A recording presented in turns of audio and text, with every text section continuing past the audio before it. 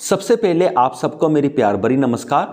ओशो जी कहते हैं कि जब मास्टर्स यानी कि जब सही में गुरु होते हैं, अपने शरीर में होते हैं, जो रियल गुरुस होते हैं, तो तब हम उस समय में जब तक वो जिंदा होते हैं हम उनकी रिस्पेक्ट कर ही नहीं पाते।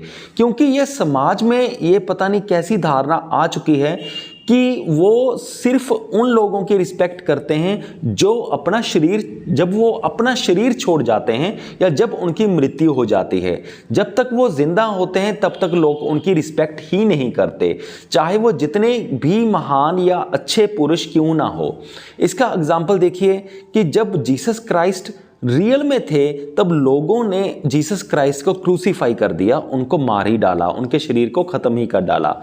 तो लोग रियल मास्टर्स को टॉलरेट ही नहीं कर सकते, वो करते ही नहीं हैं। जब गौतम बुद्ध भी सपोज करो आज के टाइम में अगर गौतम बुद्ध आ भी जाएं हमारी लाइफ में तो हम उन्हें एक्सेप्ट ही नहीं कर पाएंगे, हम उन्हें कंप्लीटली इग्नोर कर देंगे। हम ये मान ही नहीं पाएंगे कि ये आदमी बहुत ही ज़्यादा सुलझा हुआ है।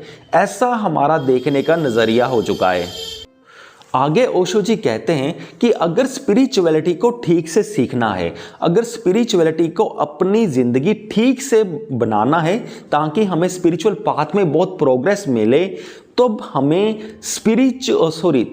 लिविंग मास्टर्स की गाइडेंस के अंडर काम करना पड़ेगा। सिर्फ उनके द्वारा लिखी गई होली बुक्स पढ़ने से कुछ हमें खास फ़ायदा होने वाला नहीं है, क्योंकि जो लिविंग मास्टर होता है वो हमें ठीक से अच्छे से गाइड कर लेता है। इसको समझाने के लिए ओशो जी आगे कहते हैं कि स्पिरिचुअलिटी को सीखना या उनको फॉलो करना स्विमिंग सीखने के जैसे आप कंपेयर कर सकते हो। एक तरफ स्विमिंग सीखना और एक तरफ स्पिरिचुअलिटी को सीखना।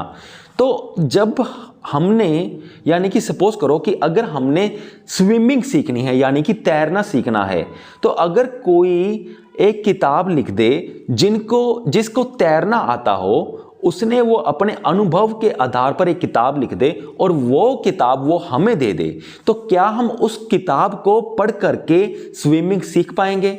हम पढ़ लेंगे, समझ लेंगे इंटेलेक्चुअली कि हमने पहले ये हाथ हिलाना है, फिर ये हाथ हिलाना है, फिर ये टांग हिलानी है, फिर ये टांग हिलानी है। पर जब हम एक्चुअल में स्विमिंग करने जाएंगे तब हम तैर नहीं पाएंगे। सिर्फ बुक के बेसिस पर हम तैर नहीं पाएंगे।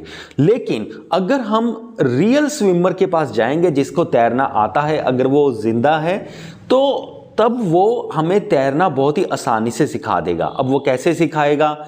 पहले वो खुद तैर करके दिखाएगा, फिर हमारा हौसला बढ़ाएगा, फिर वो हमें वॉच करेगा जब हम प्रैक्टिस करेंगे तैरने के लिए। फिर वो बतलाएगा कि तुम यहाँ से गलत कर रहे हो तो यहाँ से ठीक करो, यहाँ से ये ठीक करो, वहाँ से वो ठीक करो।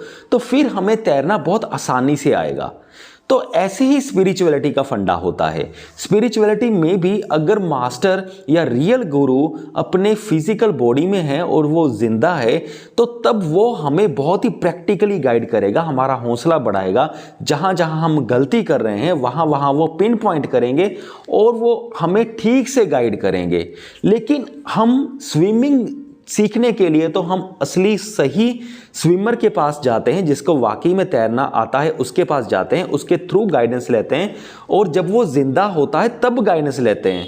लेकिन स्पिरिचुअलिटी में के केस में या इसके केस में हम क्या करते हैं, जो रियल गुरु होता है, जो जिंदा होता है, तब तक तो हमें उन पर विश्वास ही नहीं होता। हम सिर्फ उनको ही पूछते हैं जो अपना शरीर छोड़ चुके होते हैं, तब भी पूछते हैं। उनके मृत्यु के बाद हम उन्हें ठीक से पूजने लगते हैं। जब तक वो जिंदा होते हैं तब तक तो हम उनकी ठीक से रिस्पेक्ट ही नहीं कर पाते, उनको पहचान तक भी नहीं पाते और उनके स्पिरिचुअलिटी के वेज को फॉलो करने की बात तो बहुत ही पीछे छूट जाती है। सो ओशो जी कहते हैं अगर ठीक से स्पिरिचुअलिटी को सीखना है तो गुरु का जिंदा होना, लिविंग गुरु के पास जाकर आप स्पिरिचुअलिटी को बहुत ही तेज गति से सीख सकते हो और उसी से ही आपका जो स्पिरिचुअल प्रोग्रेस है वो आपकी बहुत फास्ट होगी। सो मुझे पूरी उम्मीद है कि आप सबको ये वीडियो समझ में आ गया होगा। सो इस वीडियो के डिस्क्रिप्शन बॉक्स में मैं आपको कुछ अच्छी स्पिरिचुअल बुक्स के लिंक दे दूंगा, आप उन बुक्स को खरीदना मत भूलिएगा। सो इस वीडियो को देखने के लिए आपका बहुत बहुत धन्यवाद।